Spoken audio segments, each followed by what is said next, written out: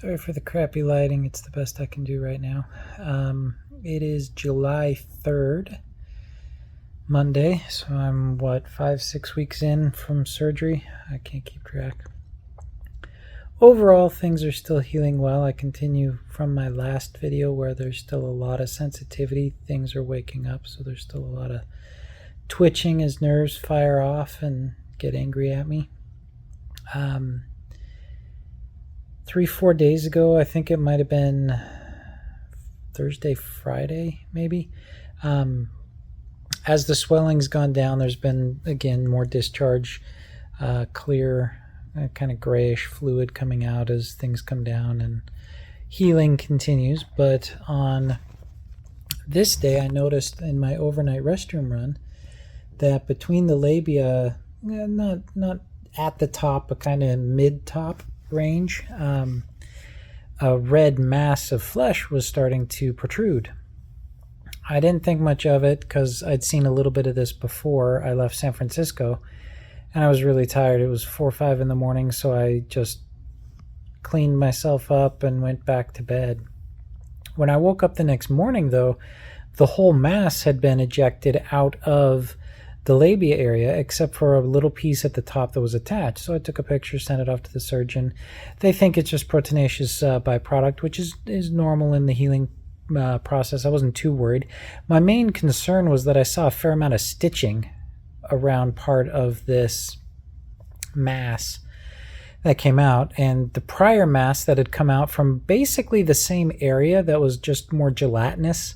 I grabbed on the stitch just to see if the stitch was held on this one, on the prior one, and the whole thing just came right off. It was just stuck on through the goopy mess. It was kind of gross, but it came right off, no big deal. So didn't worry about it because, again, they'd said some of this stuff would happen, so I was expecting some of it.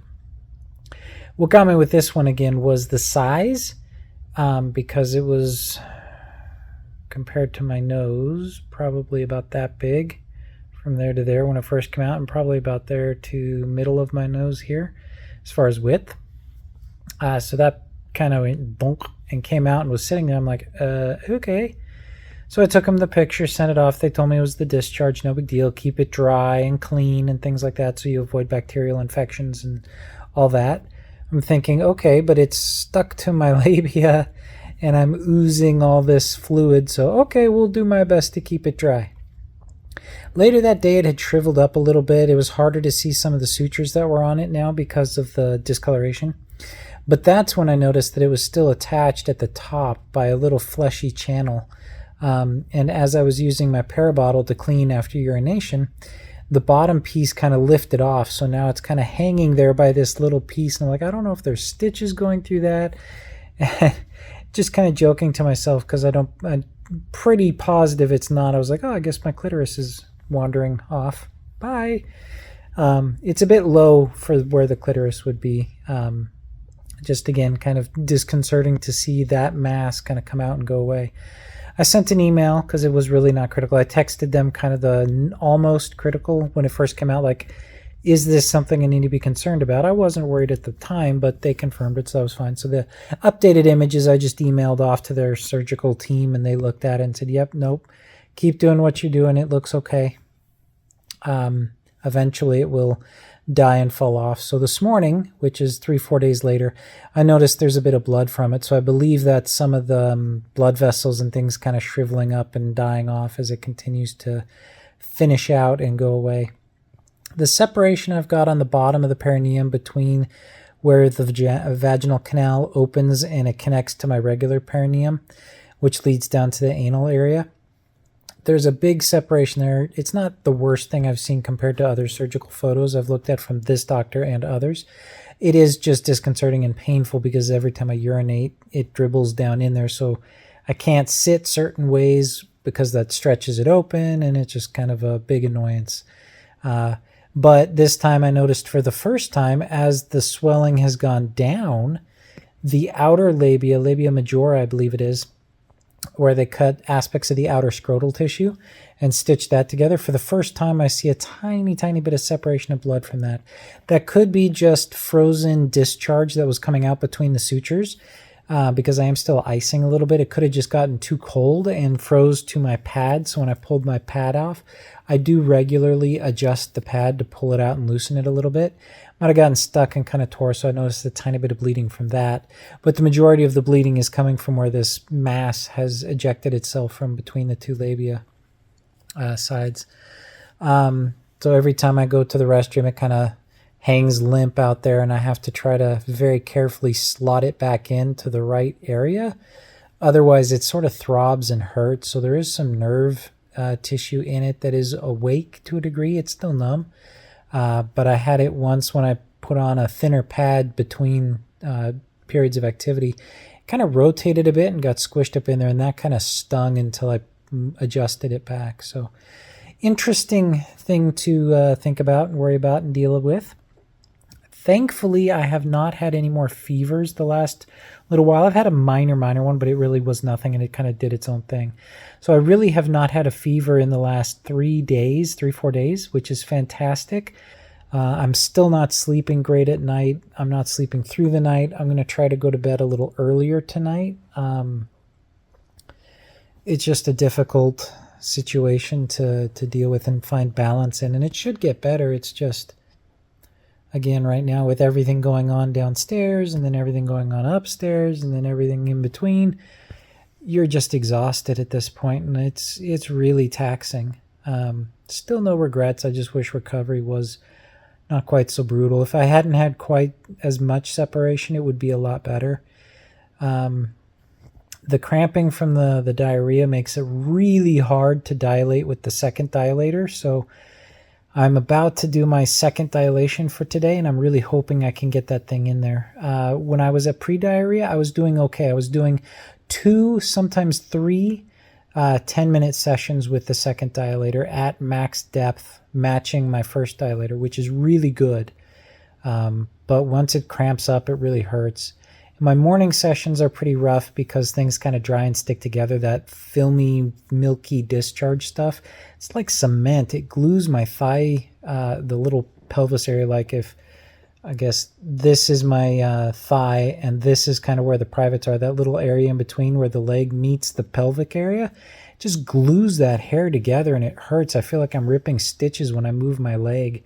I know I'm not, but it's just something to be careful about because it does tug and pull on the skin, which can cause irritation on the separation areas. So I have to wipe that down a lot and keep it clean and keep things from sticking to it. So,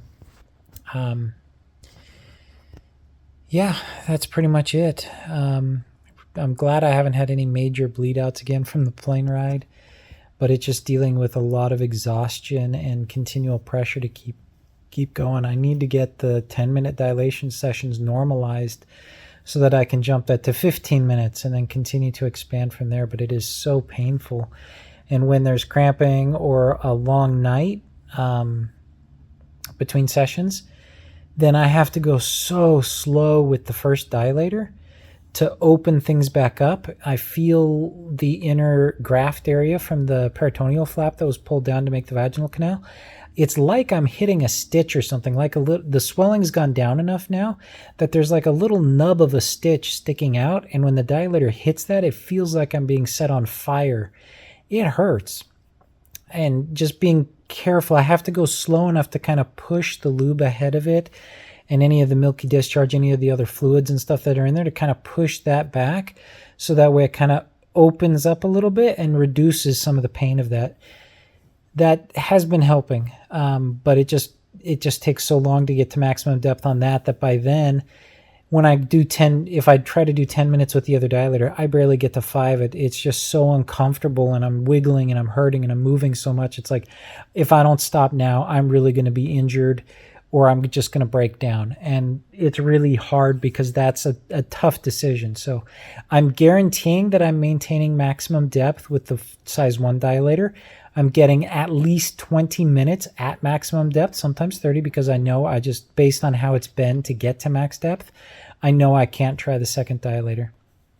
But I'm trying to do it as much as I can to expand and get farther out there. It's just really difficult to do. So part of the really crappy second month, I'm hopeful that in a week or two I'll be past this phase and things will be better.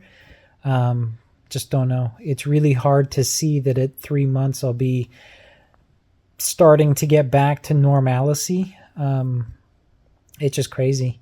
But if I think back to when I first got home, I had to walk up the stairs like a really bow-legged cowgirl that had just gotten off riding a horse for 14 hours on like the Oregon Trail or the Postal Express or whatever it was, because I was walking super bow-legged. I still have to go very slow because of pain on that mound area that goes over the pelvis down towards the vaginal area. But I have noticed that my legs can be closer together now. Sorry, closer together. Instead of walking like this, I can actually kind of walk more normally up the stairs. I'm still kind of feet pointed out. Normally my toes kind of point in or go straight naturally, but that creates too much pressure on that front area where there's still quite a bit of swelling and irritation. And so I kind of have to do an outward walk, which is difficult and annoying, but it's just the only thing I can do right now. But I have noticed that the swelling in the labia area has gone way down, and it is looking better. I've seen the left side separation, portions of it, look a lot better. I still see a bit of a divot when I first start dilating before it fills with fluid and lube. That's kind of disconcerting. Like I've ripped myself a new asshole quite literally, because it points down towards that. But the left side separation that was not there post-operative has started to heal. I can see that filling in, which is really good to see. The right side that was there post-operatively and was kind of, when the packing and all that came out, was kind of a blood clot on it. That one is still concerning me, and I have a feeling that's where I'm going to get some bad granulation that's going to have to come off, but it is what it is. So, bye.